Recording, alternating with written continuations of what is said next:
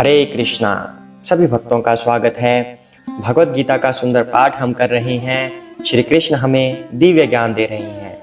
अध्याय नंबर 7 जिसका शीर्षक है भगवत ज्ञान।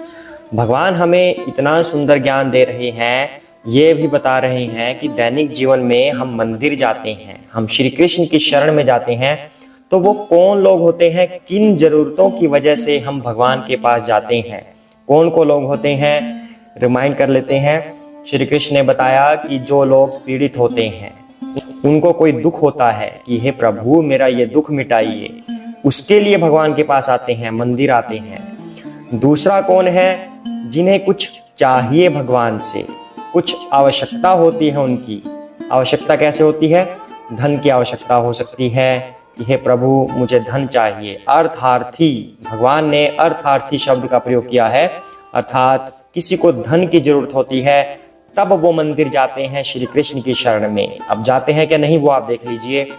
तीसरा, जो जिज्ञासु हो कि मैं कौन हूं, ये सिस्टम क्या चल रहा है, मुझे इतने कष्ट क्यों आ रहे हैं, हमारा लक्ष्य क्या है जीवन में, इस तरह से बहुत सारी जिज्ञासाएं मन में होती हैं। तो वो अपनी इन जिज्ञासाओं को पूर्ण करने के लिए, इनका निवारण करने के लिए मंदिर आता है, या कह सकते हैं श्री कृष्ण की शरण में आता है। चौथा कौन है, जो ज्ञानी होता है। ज्ञानी पुरुष मंदिर आएगा, भगवान की शरण में आएगा, क्योंकि उसे पता चल गया है कि श्री कृष्ण की शरण में ही सब कुछ है, सारा सुख उनकी शरण में निहित है, उन्हीं से हम इस भवबंधन से छूट पाएंगे। तब वो व्यक्ति अपनी थ्योरेटिकल नॉलेज को प्रैक्टिकल में कन्वर्ट करने के लिए आते हैं। मतलब उन्हें पता तो चल गया कि भगवान क्या है, मैं कौन हूँ, तब उस नॉलेज को वो प्रैक्टिकल इंप्लीमेंट करने के लिए आते हैं कि अब मुझे भगवान की सेवा करनी है, तो वो सेवा करने के लिए फिर मंदिर आते हैं। तो इन चारों में से भगवान ने कहा कि जो ज्ञानी लोग हैं वो सर्वश्रेष्ठ हैं, क्योंकि उन्हें कुछ चाहिए नहीं होता, भौतिक लाभ उन्हें नहीं चाहिए, उन्हें भगवान की शरण चाहिए होती है, इसलिए ज्ञानियों को सर्वश्रेष्ठ भगवान ने बताया है। अब आगे भगवान क्या बता रहे हैं वो हम भगवान की वंदना करने के बाद जानेंगे। हरे कृष्णा। ओम ज्ञानतिमिरान्धस्य ज्ञानाञ्जनशलाकया चक्षुरुन्मीलितं येन तस्मै श्रीगुरुवे नमः। श्रीकृष्ण चैतन्य प्रभु नित्यानंद श्री अद्वैत गदाधर श्रीवासादि गौरभक्तवृंदा। हरे कृष्णा कृष्ण कृष्ण हरे हरे, हरे राम राम राम हरे हरे। हरे कृष्णा। आइए पाठ को आगे बढ़ाते हैं। उदारः सर्वे ते ज्ञानी तु आत्मा एव मे मतम् आस्थिता स हि युक्तात्मा मामेवानुत्मां गतिम्। हरे कृष्णा। निस्संदेह ये सब उदार चेता व्यक्ति हैं, किंतु जो मेरे ज्ञान को प्राप्त है उसे मैं अपने ही समान मानता हूँ। वह मेरी दिव्य सेवा में तत्पर रहकर मुझ सर्वोच्च उद्देश्य को निश्चित रूप से प्राप्त करता है। हरे कृष्णा। श्री कृष्ण ने कहा कि निस्संदेह ये चारों व्यक्ति ही उदार हैं, उदार चित्त वाले हैं। चारों कौन, जो भगवान की शरण में आते हैं, चाहे कोई पीड़ा वाला हो, चाहे कोई आवश्यकता वाला हो, चाहे कोई जिज्ञासु हो या कोई ज्ञानी हो, चारों ही उदार चेता हैं। लेकिन जो इनमें से मेरे ज्ञान को प्राप्त है, अर्थात जो ज्ञानी है, उसे मैं अपने ही समान मानता हूँ। अब कैसे मानते हैं भगवान समान? भगवान गुणाधीश तो है ही, साथ में गुणातीत भी हैं, कि किसी गुण का उन पर कोई प्रभाव नहीं पड़ता। तो अब जिस भक्त को ज्ञान हो गया है, इसका मतलब है कि वह भी तीनों गुणों से परे हो गया है, अर्थात वो भी गुणातीत हो गया है। तो इसलिए भगवान कह रहे हैं जो ज्ञानी व्यक्ति है उसे मैं अपने समान ही जानता हूँ। फिर कहते हैं भगवान, वह मेरी दिव्य सेवा में तत्पर रहकर मुझ जैसे सर्वोच्च उद्देश्य को निश्चित ही प्राप्त करता है। भगवान ने कहा कि मुझ सर्वोच्च उद्देश्य को, यानी कि हमारा जीवन में क्या लक्ष्य होना चाहिए, हमें ये ही नहीं पता होता। सारी उम्र हम भौतिक चीजों के पीछे भागते रहते हैं, ये पढ़ाई की, वो पढ़ाई की, पढ़ते रहे, पीएचडी कर ली, फिर नौकरी के पीछे भाग रहे हैं, दिन दुनी रात चौगनी मेहनत कर रहे हैं, लेकिन भगवान कह रहे हैं कि सर्वोच्च उद्देश्य क्या है? सर्वोच्च उद्देश्य मैं हूं। श्री कृष्ण ऐसा कह रहे हैं। इसका मतलब हम जिस दौड़ में भाग रहे हैं वो दौड़ हमारा उद्देश्य है ही नहीं। इसका मतलब हम अनजाने में उसके पीछे भाग रहे हैं। ठीक है, अर्निंग की आवश्यकता होती है, इस शरीर को चलाना है तो अर्निंग करनी पड़ेगी, लेकिन उसे ही हम उद्देश्य मान चुके हैं। जो हमारा सर्वोच्च उद्देश्य है वो हमें पता ही नहीं। लेकिन श्रीमद् भगवद गीता ये बता रही है, भगवान स्वयं अपने मुख से कह रहे हैं, जो ज्ञानी होगा मुझ सर्वोच्च उद्देश्य को निश्चित ही प्राप्त करेगा। अर्थात इससे एक बात तो सिद्ध होती है, भौतिक जीवन में रहते हुए अगर हमारा कोई सर्वोच्च उद्देश्य है तो वो श्री कृष्ण है। ये श्री कृष्ण की वाणी है। तो हमें भगवान की प्राप्ति के लिए हमेशा प्रयासरत रहना चाहिए, उन्हीं के मंत्र का जाप करना चाहिए। हरे कृष्ण कृष्ण कृष्ण हरे हरे, हरे राम राम राम हरे हरे। ऐसे भगवान के मंत्र का उच्चारण करते रहना चाहिए। साथ में अपनी गृहस्थ लाइफ को चलाना है और साथ ही भगवान के मंत्रों का उच्चारण करना है। आध्यात्मिक लाइफ में हमें आगे बढ़ते जाना है ताकि हम सर्वोच्च उद्देश्य को प्राप्त कर सकें। और जो व्यक्ति यह बात जानता है उसे भगवान ज्ञानी कह रही हैं।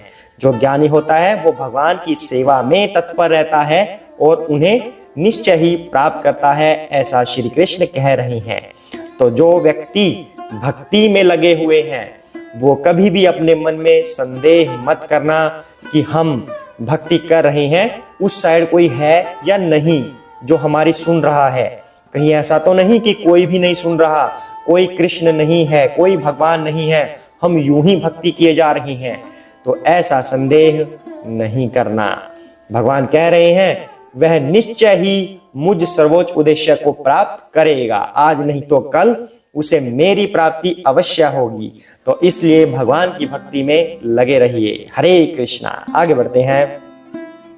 बहुनाम जन्मनां मन्ते ज्ञानवान् मां प्रपद्यते, वासुदेवः सर्वमेति स मामात्मा सुदुर्लभः। हरे कृष्णा। अनेक जन्म जन्मांतर के बाद जिसे सचमुच ज्ञान होता है वह मुझको समस्त कारणों का कारण जानकर मेरी शरण में आता है। ऐसा महात्मा अत्यंत दुर्लभ होता है। हरे कृष्णा। अब यहाँ भगवान ने कहा अनेक जन्म जन्मांतर के बाद अगर किसी व्यक्ति को ज्ञान हो गया है तो वो यूं ही नहीं मिल गया उसे कि अभी उसका जन्म हुआ था पहली बार और अभी ज्ञान में आ गया वो। ऐसा नहीं है। पता नहीं कितने जन्म उसने बिताए हैं, भेड़ बकरी के रूप में, किसी और पशु के रूप में, पक्षियों के रूप में, नभचर जलचर, क्या क्या उसने जन्म बिताए हैं।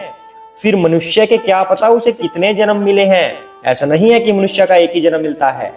84 लाख में से 4 लाख टाइप के मनुष्य होते हैं, लेकिन वो 4 लाख बार जन्म लेगा या नहीं लेगा वो उसके कर्मों पर डिपेंड है। तो पता नहीं कितने जन्म हुए हैं, ऐसा भगवान कह रहे हैं, तब जाकर ये ज्ञान मिलता है। तो अगर आपको ये ज्ञान मिल गया है तो इसे वेस्ट मत कीजिएगा, इसका फायदा उठाइएगा। ये ज्ञान अगर मिल गया तो उस पर कार्य कीजिए, भगवान की सेवा में लग जाइए पूर्ण रूप से।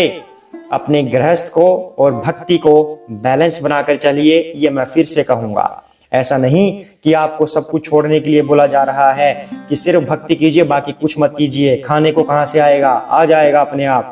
नो, इंडिपेंडेंट बनिए, अर्निंग कीजिए, लेकिन भक्ति में रहते हुए, भक्ति के नियमों का पालन करते हुए गृहस्थ व्यक्ति भी भगवान की प्राप्ति कर सकता है। तो भगवान कहते हैं कि जन्म जन्मांतरों के बाद जिसे सचमुच ये ज्ञान हो जाता है वह मुझको समस्त कारणों का कारण जानकर मेरी शरण में आता है। ब्रह्मा जी ने भी ये स्तुति की थी, ईश्वरः परमः कृष्णा सच्चिदानंद विग्रह अनादिरादि गोविंद सर्व कारण कारणम। तो ब्रह्मा जी ने बोला था सर्व कारण कारणम, कि सभी कारणों के कारण श्री कृष्ण आप ही हैं। तो भगवान इसकी पुष्टि अब कर रहे हैं, जो मुझे ही समस्त कारणों का कारण जानकर मेरी शरण ग्रहण करता है, जिसे सच्चा ज्ञान हो गया है। और वो ज्ञान कब हुआ है? जन्म जन्मांतरों के बाद, अर्थात पता नहीं कितने लाख कितने करोड़ जन्म हमने लिए हैं ये ज्ञान प्राप्ति के लिए। अगर हमें ये ज्ञान हो गया तो उस पर कार्य करना चाहिए, भगवान की सेवा करनी चाहिए। एक भी क्षण हमें अपना वेस्ट नहीं करना कि जब हम भगवान की बात कर सकें पर कर नहीं रहे, वो क्षण हमें वेस्ट नहीं करना। जैसे ही अवसर आए हमें भगवान की चर्चा शुरू कर देनी है, भगवान की सेवा शुरू कर देनी है, माला जप शुरू कर देना है। हमेशा 24 घंटे हमारे मन में भगवान बसने चाहिए, उन्हीं का स्मरण हमें रहना चाहिए। हाथ से कार्य, चाहे हम कुछ भी कर रहे हों, चाहे हम दुकानदारी कर रहे हों, नौकरी कर रहे हों, कुछ भी कार्य कर रहे हों, पर हमेशा हमारे चित्त में ये बात रहनी चाहिए, जो मैं ये कार्य कर रहा हूँ भगवान की सेवा के लिए कर रहा हूँ। इस सेवा के करने के बाद, यानी कि इस भौतिक कार्य को करने से जो भी मुझे लाभ होगा उससे मैं भगवान की ही सेवा करूंगा। इसका मतलब अल्टीमेटली जो मैं कार्य कर रहा हूं वो भगवान की सेवा के लिए कर रहा हूं। अगर ये भाव जागृत हो गया तो 24 घंटे हम भगवान की सेवा में रत हैं, ये बात जान लीजिए। तो भगवान कहते हैं कि ऐसा महात्मा अत्यंत दुर्लभ होता है। कौन सा महात्मा? कि जन्म जन्मांतर के बाद जिसे ज्ञान हो गया है और ज्ञान होने के बाद भगवान को ही सभी कारणों का कारण जानकर उनकी शरण ग्रहण कर लेता है, ऐसा महात्मा अत्यंत दुर्लभ है। उसे भगवान ने महात्मा की संज्ञा दी है। महात्मा, महान आत्मा, वह आत्मा जो महान है क्योंकि उसने भगवान को एक्सेप्ट कर लिया है, स्वयं को भगवान को दे दिया है। तो आज के इस पाठ से हमें क्या पता चल रहा है कि हमें हर समय हर क्षण भगवान की शरण में रहना चाहिए, उनकी सेवा करते रहना चाहिए। 24 घंटे भगवान का स्मरण करना भी भगवान की सेवा है। हाथों से चाहे कुछ भी भौतिक कार्य करते जाइए, जो भी आपको करने हैं, रूटीन है जो आपका, पर मन में आपके हर समय भगवान होने चाहिए, श्री कृष्ण का ही स्मरण होना चाहिए। तब हमारा ये जीवन सफल हो जाएगा। हो सके कि हमें इस जन्म के बाद दोबारा जन्म ना लेना पड़े और इस जन्म मृत्यु के इस पीड़ादायक चक्र से हम बच जाएं। हरे कृष्णा। जय श्री कृष्ण चैतन्य प्रभु नित्यानंद श्री अद्वैत गदाधर श्री वसादि गौर भक्तवृंदा। हरे कृष्ण कृष्ण कृष्ण हरे हरे, हरे राम राम राम हरे हरे, हरे कृष्णा।